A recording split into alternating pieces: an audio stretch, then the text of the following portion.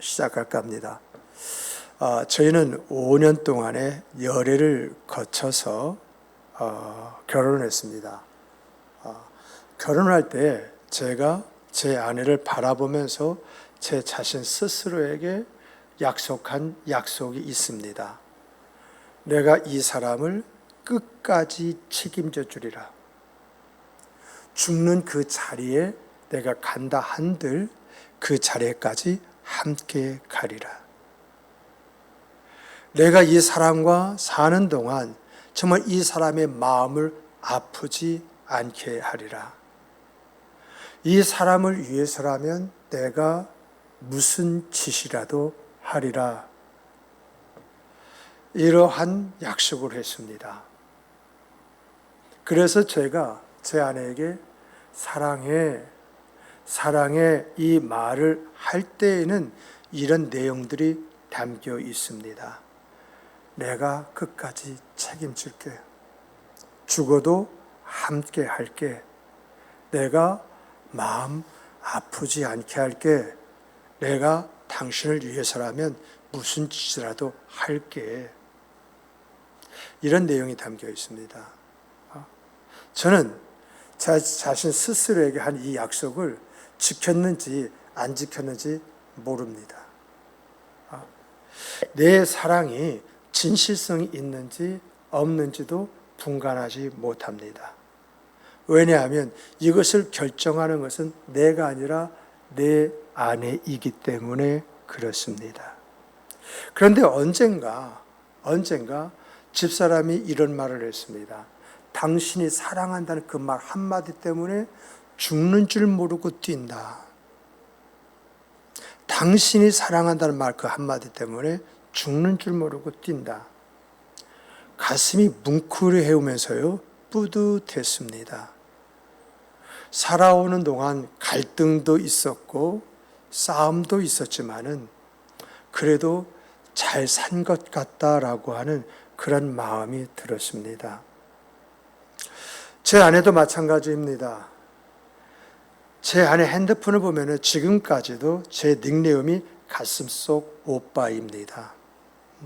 언제까지나 제가 제 집사람 가슴속에 있다고 하는 증거라고 합니다. 그리고 가끔은 저를 생각할 때에 눈물까지 난다. 이런 말을 합니다. 이렇게 서로가 서로에게 한 약속이 오늘 부족하지만 저희 내외의 생과 삶이 되고 있습니다. 이렇게 약속이라고 하는 것은 자기 자신에게 하는 것이고 사람 간에 하는 것이고 더 나아가서 사람과 사회 간에 하는 것입니다. 이런 약속을 사전적 개념을 찾아보니까 어떤 일을 하기로 결정한 것이라고 되어 있습니다. 따라서 해보십시다.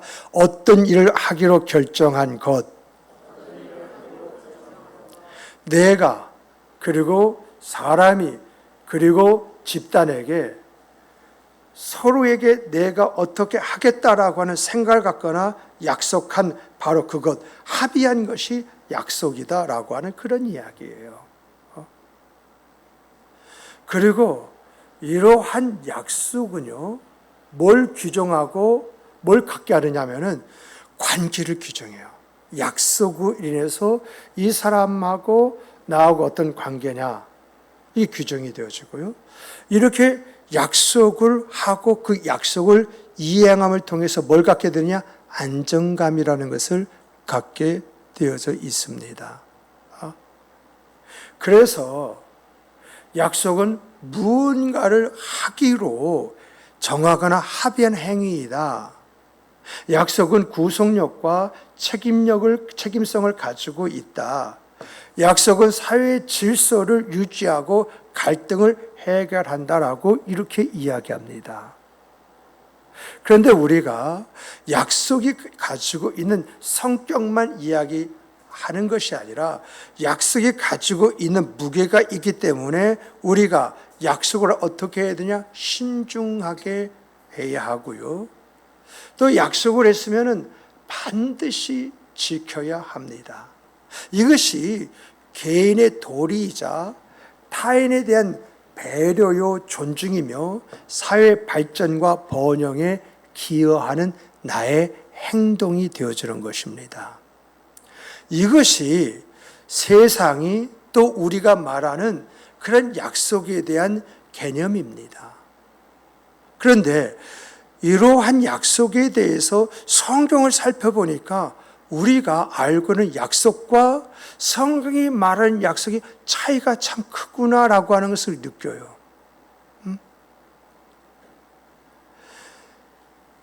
정말 세상에서 말하는 약속, 우리가 생각하고 알고 있는 약속과 성경의 약속은 어떤 차이가 있느냐라고 할 때에 먼저 보면요. 약속의 주체가 누구냐? 세상은 약속의 주체가 나이거나 사람입니다. 그런데 중요한 것은 성경에서 약속의 주체는 하나님이세요. 하나님이 우리와 하시는 약속인데 대체로 그 약속은 일방적인 약속이에요. 근데 우리가 여기서 생각할 것은 하나님이 우리와 약속을 하신다라고 할 때 하나님은 어떤 분이시냐라고 하는 거죠. 여러분과 제가 알고 있는 하나님은 어떤 하나님이십니까? 그 하나님은 전지전능하신 하나님이시고 그 하나님은 나의 아버지라는 것입니다. 그러니까 하나님이 하시는 약속은 전지전능하신 하나님, 무엇이든지 다 할 수 있는 하나님께서 나에게 약속하신 약속이라는 것입니다. 그러므로 이 약속은 이루어지게 되어 있습니까? 이루어지지 않게 되어져 있습니까? 사람의 약속이라고 하는 것은 사람 그 자체가 연약하기 때문에 실수가 참 많이 있지 않습니까? 내가 약속해놓고 지키지 못할 때가 한두 번입니까? 그래서 내가 약속했고 지키지 아니한 것 때문에 신뢰가 깨져가지고 때로는 등 돌리고 살아가는 사람도 내 주변에 없잖아 있잖아요. 이렇게 약속의 주체가 누구냐에 따라서 그 약속의 완성도가 다르다라고 하는 것을 성경이 우리에게 가르쳐주고 있는 것을 보게 됩니다. 이렇게 성경을 보니까 약속의 주체가 누구냐 이것만 말하는 것이 아니라 약속의 근거를 이야기를 해요. 약속의 근거. 여러분 사람의 약속은요 그 근거가 그 사람의 인격과 그 사람의 능력 속에 있어. 그래서 약속을 잘 지키는 인격적인 사람이야. 어떤 약속을 지키서 그 실행 그 사람 능력 있는 사람이야. 이렇게 우리가 이야기하잖아요. 그런데 우리 하나님의 그 약속의 능력은 어디냐라고 할 때 하나님의 신실성 속에 있는 그분의 사랑과 은혜 속에서 나와. 이게 무슨 말이죠? 사람은 사람의 인격과 어떤 그 사람이 가지는 능력 속에서 약속의 근거가 주어져서 약속이 되어진다라고 한다면 여러분 내가 사람이에요. 근데 이 사람이 미워. 싫어. 함께하기도 그냥 닭살이 돋는 것처럼 함께하고 싶지가 않아요. 그러면요 내가 인격이 있고 능력이 있다 할지라도 과연 내가 인격이 있어서 어떤 부분까지를 한다 하지만은 내 마음까지 다 주지는 않습니다. 그런데 우리 하나님은 그 약속의 근거가 뭐냐? 당신의 신실성 속에서 나오는 것이기 때문에 내가 허물이 있고 내가 죄가 있다 할지라도 하나님이 나에게 약속하신 것은 하나님 그걸 이행하시더라는 거죠. 하나님은 그 약속의 이행 과정 중에서 나를 이끌어서 나를 깨우치고 나로 하여금 회복하게 하고 자복하게 하면서 당신의 그 사랑이 뭔지 그 안에서 베푸신 은혜를 나에게 공급해 주시더라는 거죠. 이게 약속의 근거예요.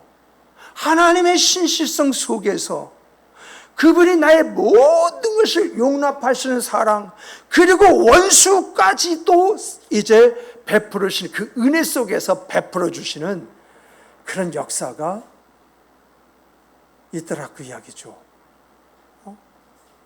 그리고 이렇게 약속의 주체가 하나님이실 뿐만 아니라 약속의 근거가 하나님의 신실성이라고 한다면 약속의 내용은 뭡니까? 약속이라고 하는 것은, 사람의 약속은 너와 내가 잘 된다라고 하는 어떤 욕망, 욕구의 충족이 어떤 면에서 보면은 약속의 어떤 내용이 되죠. 그래서 예를 들어서 누굴 만난다라고 할 때 머릿속에 뭔가 좋은 것이기 때문에 그 사람만 만나는 거 아니겠어요? 그 사람 만나가지고 힘들고 어려울 것 같으면 내가 전화해가지고 우리 만나자, 밥 한 끼 먹자 이렇게 이야기합니까? 안 하잖아요.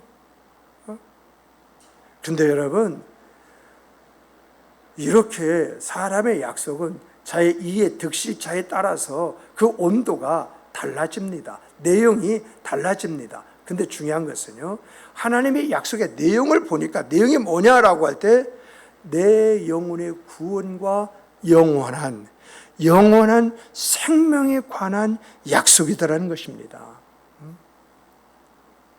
정말 어떤 면에서 보면은 나는 누구 약속한다고 했을 때에 이해타산 속에서 그 약속의 그 내용을, 그 의미를, 그리고 무게를 결정을 하는데, 하나님은 그것이 아니라 내 영혼에 관심이 있고 내 영생에 주시는 관심이 있기 때문에 그것을 이루시기 위해서 독생자 예수 그리스도까지도 아낌없이 내어주셨다. 근데 이것뿐만입니까? 성경을 보니까 하나님이 뭐라고 가르쳐 주십니까? 독생자까지 준 내가 너에게 그 무엇이든 아끼지 아니하리라 하면서 너희가 구하는 것은 내가 무엇이라도 다 줄 것이다 라고 이렇게까지 이야기하시지 않습니까? 이렇게 하나님의 약속이니까 그 약속의 내용도 아주 분명을 해요. 약속의 주체가 누구냐, 약속의 근거가 어디에서 나온 것이냐, 약속의 내용은 어떤 것이냐 하면서 마지막에 약속의 성취를 이야기하는데, 여러분, 약속의 성취라고 하는 것은 인간은요, 인간의 노력과 협의의 결과로 말미암아서 갖게 되는 어떤 성취가 있다고 한다면요, 여러분, 하나님의 약속의 성취는 하나님의 주권과 섭리인 줄 믿으시기 바랍니다. 하나님이 한번 맘먹으면 그게 주권이 그대로 된다요. 하나님이 한번 일을 시작했으면 그 끝이 주어진다는 게 섭리지 않습니까? 그래서 하나님이 약속을 하셨습니다. 근데 그 하나님이 약속을 하셨을 때 하나님이 주권 속에서 나오고 약속하신 것이잖아요. 근데 그 하나님이 이제 때가 되면 그걸 이루시기를 원해서 이런저런 역사를 일으키십니다. 이게 하나님의 섭리잖아요. 그 결과 하나님의 약속이 내 생과 삶 속에서 이루어지는 것입니다. 이렇게 세상의 약속과 하나님의 약속의 차이가 하늘과 땅 차이입니다. 우리 인간의 그 약속이라는 것은 항상 한계를 가지고 있고요.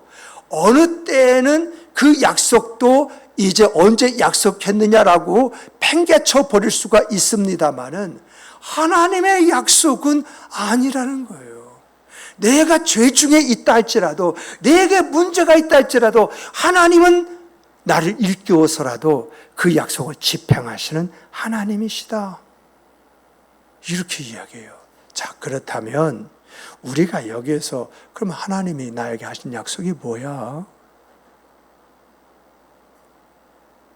하나님이 하신 약속이 뭐 같아요? 우리요, 조금 다른 것보다도요, 이 8가지를 제가 아주 중요하게 생각해서 8가지 찾았거든요.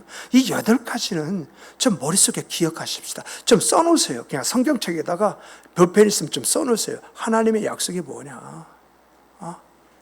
우리 함께 따라서 해보십시다. 자, 내가 너를 축복하리라.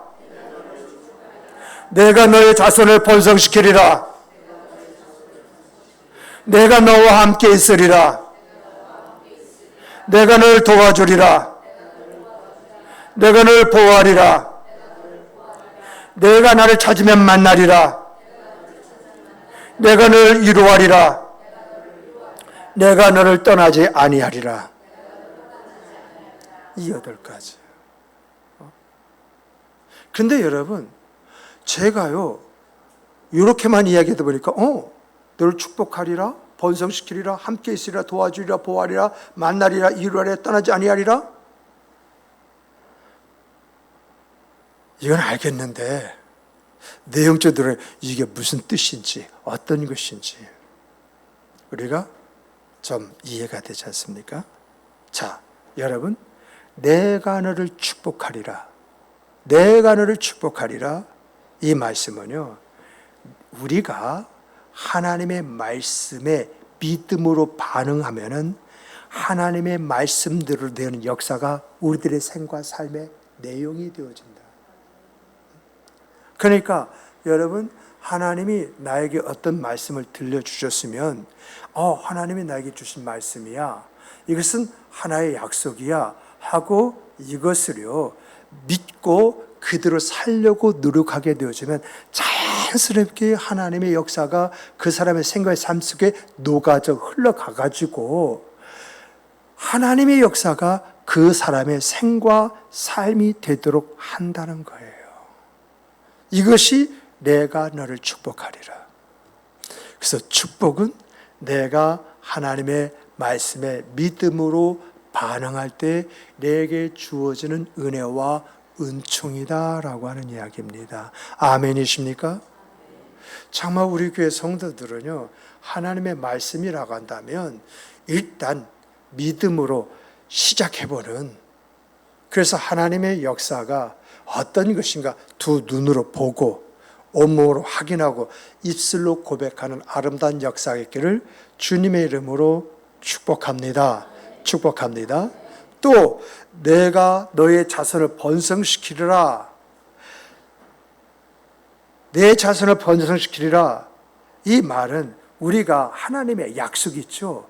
하나님의 약속을 믿고 살면 안 되는 일이 없는 경험이 있다는 것입니다. 안 되는 일이 없는 경험을 통해서 여러분의 가정이 세워지고, 여러분 가정이 세워지면 여러분의 자녀들이 세워지잖아요. 그럼 여러분 자손과 자손이 집안이 되어지는 것입니다. 그렇죠? 그 집안을 일으키게 되어져 있고, 그리고 이 집안과 집안이 연결돼서 가문이 되지 않습니까? 명문 가문이 된다라고 하는 거예요. 이게 바로 뭐냐? 내가 너의 자손을 번성시켜 주리라. 이 말씀이에요. 이 말씀대로 하나님의 아브라함을 번성시켜 주시고, 이삭을 번성시켜 주시고, 야곱을 번성시켜 주시잖아요. 이삭은 아브라함의 유업을 물려받았습니다마는 야곱은 이삭의 유업을 하나도 물려받지 못했어요. 형 에사가 다 가졌지요. 그런데 자수성가하게 하여 주셔서 에사브의 버금가는 그런 역사 속에서 결국 하나님께서 야곱에게 12자녀를 주시고, 그 12자녀가 12지파가 돼서 하나의 민족이 되어지는 역사를 일으키시잖아요. 정말 오늘 이 자리에 있는 여러분과 우리 교회 성도는 자녀가 잘 되어지는 역사가 있기를 주님의 이름으로 축복합니다.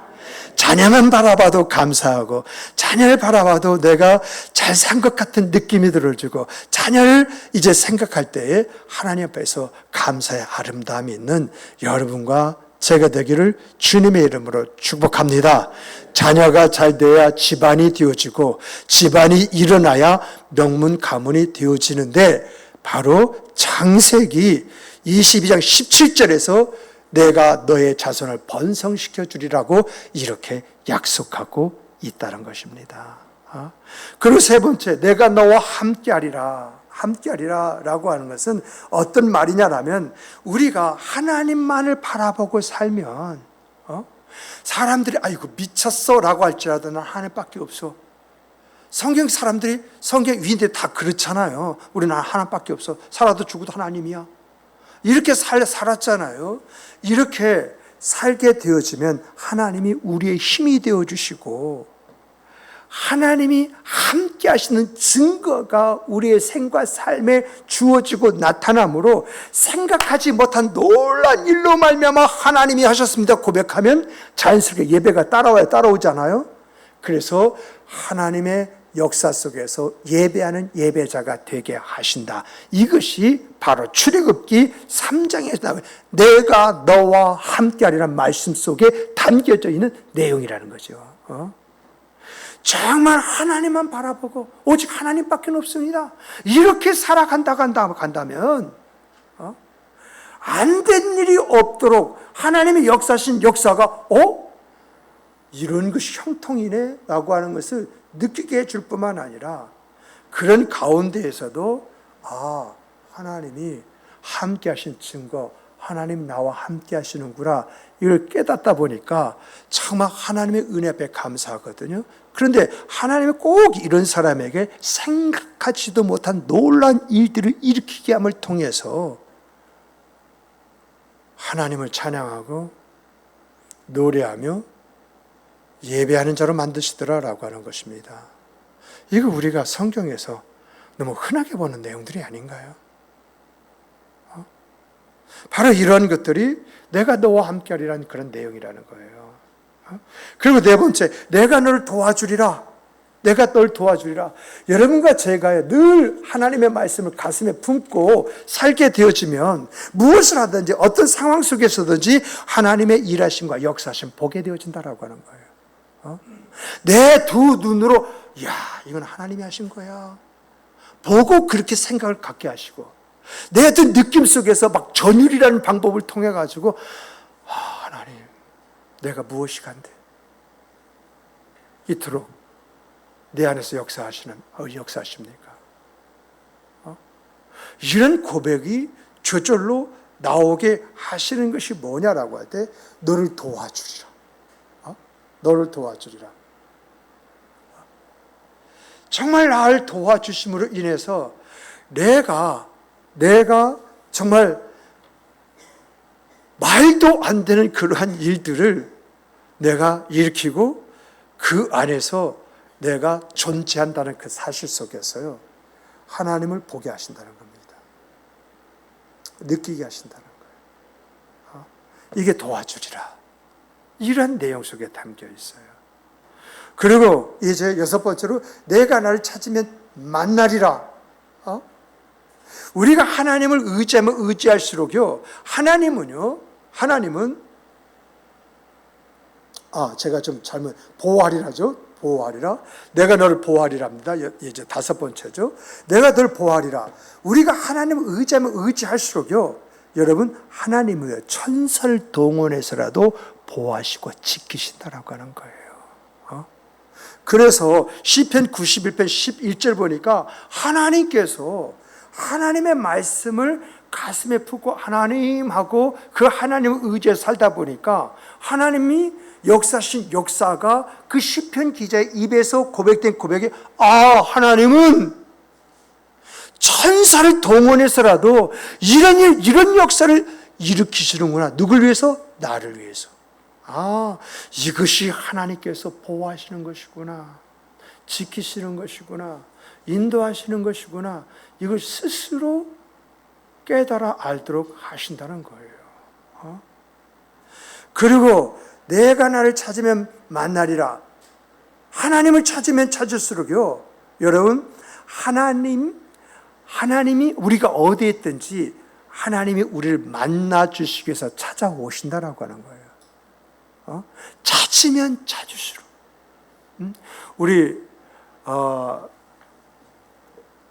박혜정 교사님 하나님 만나기 원하시죠? 근데 그 마음 계속 가지세요.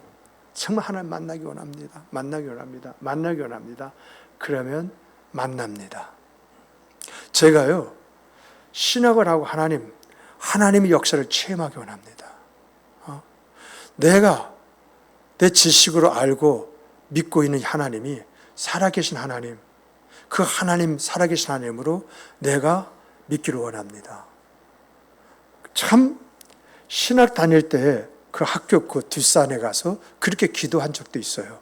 그런데 이상하게 신학할 때까지 단 한 번도 살아계신 하나님을커녕 하나님의 음성조차도 들리질 않더라고요. 그런데 섬에 딱 가가지고 어떤 환경 속에서 하나님을 찾았어요. 하나님 찾았어요.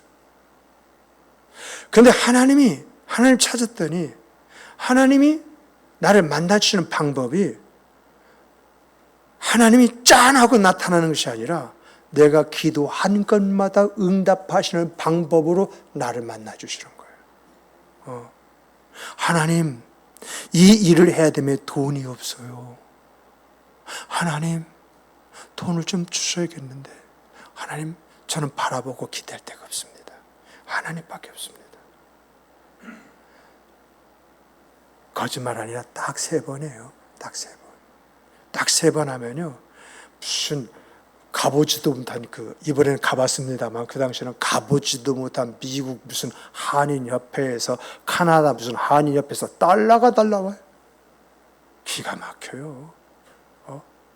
하나님 이런 부분에서 하나님 사람이 없는데 이 혼자 제가 감당하기는 버겁고 어렵습니다.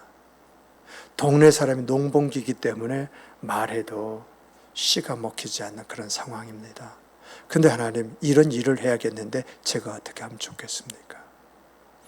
이렇게 딱 3번을 기도했는데 이제 면소재를 가다가 중대장이 불러가지고 차 한잔 마시다가 참 이런 일이 있는데 사람이 없어 참 어려움을 겪습니다 했더니 그 다음날 중대 우리 쪽에 살고 있는 이 방위죠. 그 당시에는 북방위들 대민봉사로 그냥 보내가지고 그 일을 시키는데 진짜 놀라웠습니다. 축대가 붕괴돼가지고 그 축대 밑에 까여 뭉겨가지고 여기저기 타박상에 상처를 입어가지고 움직이지도 못하는 그런 상황 속에 놓여졌을 때 울었습니다. 하나님 너무 고통스럽습니다.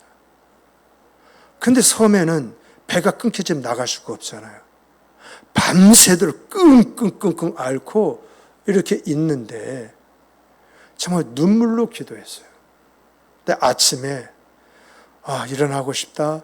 일어나가지고 교회 밖에 가서 기지개를 켜는데 깜짝 놀랐습니다. 밤새 그렇게 끙끙 죽을 것 차라리 죽었으면 좋겠다고 그렇게 아픈 사람이 상처가 타박은 그대로 여기저기 씹어놓고 멍들고 찢어지고 그랬는데 말짱한 거 있죠. 이렇게 하나님에 대한 체험이 섬 3년 동안 얼마나 많은지 크고 작은 것을 얼마나 많은지 이렇게 내가 하나님의 말씀을 가슴에 이제 품고 하나님을 찾았더니 하나님은 이런 방법으로 나를 만나 주시더라는 겁니다. 얼마 전에도 그러지 않습니까? 금식하면서 4가지 기도 제목을 가지고 하나님 하고 가는데 하나님이 만나 주시는 방법이 뭐예요? 너는 나를 믿으라는 거 아니겠습니까? 너는 나를 믿어라. 그 한마디밖에 없는데 이 4가지 문제가요 지금 다 해결이 되었어요. 정말 신기해요. 이러한 것들이 뭐냐? 하나님이 나를 만나주는 방법이라는 것입니다. 그리고 이제 내가 너를 이루하리라 라고 했습니다. 이루하리라. 정말 하나님은요, 하나님을 사랑하는 자에게 그 사랑으로 나를 이루해 주신다라고 하는 거예요. 내가 하나님을 사랑하면 여러분 그 하나님의 사랑이 나에게 있어서의 위로와 격려와 힘으로 주어지는 줄 믿으시기 바랍니다. 그리고 마지막으로는 내가 너를 떠나지 아니하리라 라고 하는 말씀 있지 않습니까? 내가 하나님의 뜻대로 살게 되어지면 하나님은 늘 우리와 함께 계시는 분이시다 라고 하는 그런 이야기거든요. 이런 하나님의 약속은요, 역사적으로 많은 사람들의 삶을 변화시켰습니다. 이 말씀대로 하는 사람에게 하나님은요, 희망과 용기를 주셨고 새로운 삶을 시작할 수 있도록 그 인생을 열어 인도해 주셨을 뿐만 아니라 그 사람을 통해서 세상을 변화시켰던 것을 우리가 보게 됩니다. 정말 이런 대표적인 사람을 꼽으라면 우리는 이제 요셉을 꼽잖아요. 그렇잖아요. 요셉은 꿈을 통해서 하나님의 약속을 보았습니다. 형들에 의해 가지고 애굽에 팔려갔지만은 하나님이 주신 그 꿈을 잃지 않고 그 꿈을 이루실 수는 하나님밖에 없다는 사실 속에서 그 하나님만을 바라볼 때에 하나님은요 요셉에게 약속하신 대로 요셉을 애굽의 총리로 세워주셔서 꿈에서 본 것처럼 형제라 비롯해서 모든 가족이 그에게 와서 절하게 만드는 그러한 약속을 이제 이루어지는 것을 체험하게 되었고요. 그리고 이제 기근을 해결할 뿐만 아니라 온 가족을 구원했던 것을 우리가 보게 되지 않습니까? 하나님의 말씀과 약속은요, 여러분, 오늘도 유효합니다. 예수님은 이러한 유효를 위해서 우리에게 하신 말씀이 내 믿음대로 될지어다라고 이렇게 말씀하셨어요.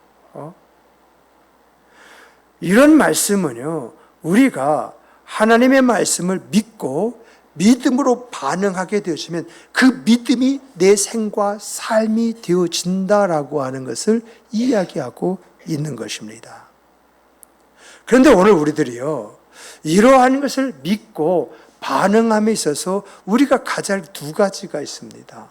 그 하나는요, 여러분, 믿음으로 고백하는 고백이 있어야 됩니다. 믿는 것만 끝나는 것이 아니라 믿음의 고백이 있어야 돼요. 정말 하나님, 나는 하나님의 약속을 믿습니다. 하나님은 나를 결코 버리지 아니하시고 떠나지 아니하실 것입니다 라고 하는 고백.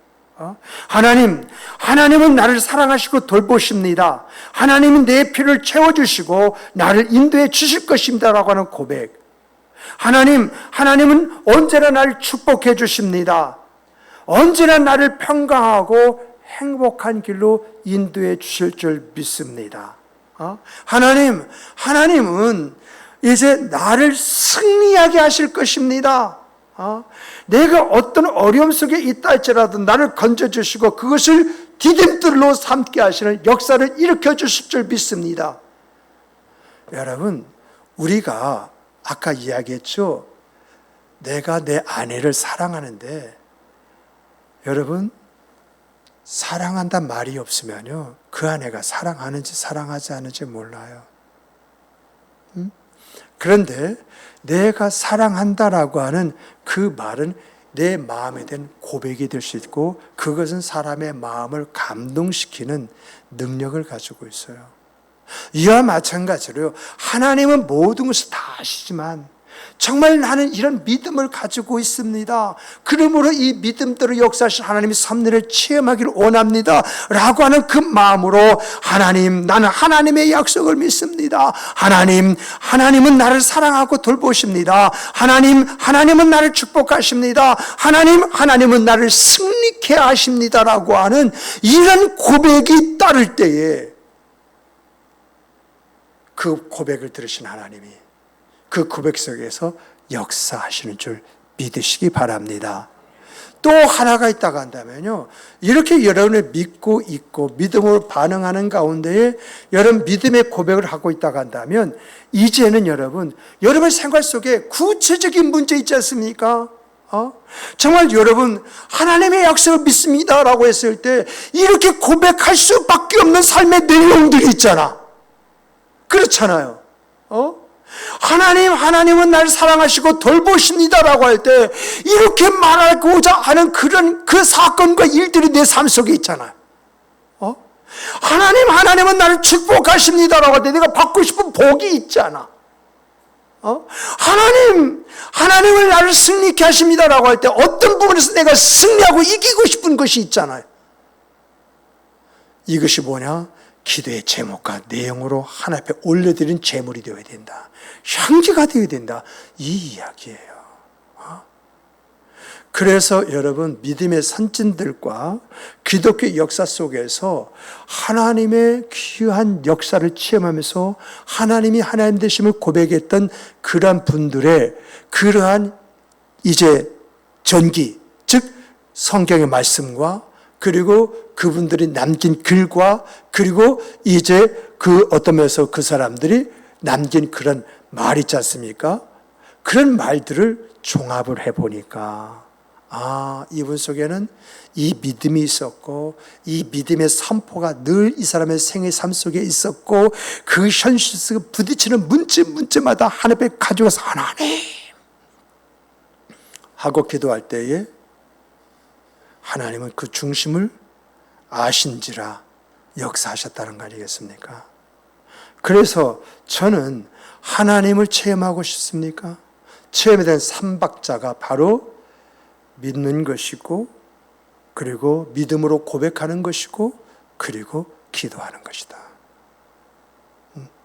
오늘은 여기까지 말씀드리겠습니다. 정말 여러분과 제가 하나님의 약속을 믿습니까? 그 약속은 여러분에게 말씀드린 대로 다른 것이 아닙니다. 내가 널 축복하리라. 내가 너의 자손을 번성시키리라. 내가 너와 함께하리라. 내가 널 도와주리라. 내가 널 보호하리라. 내가 나를 찾으며 만나리라. 내가 널 이루하리라. 내가 널 떠나지 아니하리라. 이거 우리 마음의 소원 아닌가요? 우리가 가장 원하는 거 아니겠는가요? 이렇게만 되면 무서울 것이 뭐가 있고 못할 것이 어디 있겠습니까? 그렇잖아요. 이게 하나님의 약속이라 한다면 믿음으로 받아들이십시오. 그리고 믿음으로 고백하십시오. 그리고 여러분의 생각과 삶 속에 있는 그 문제를 가지고 나아가십시오.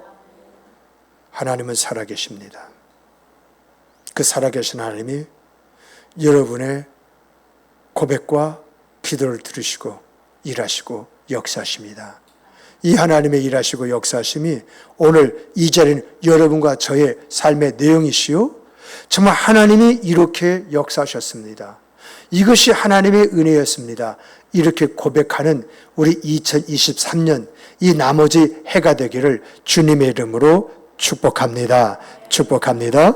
우리 함께 기도하시겠습니다. 기도하실 때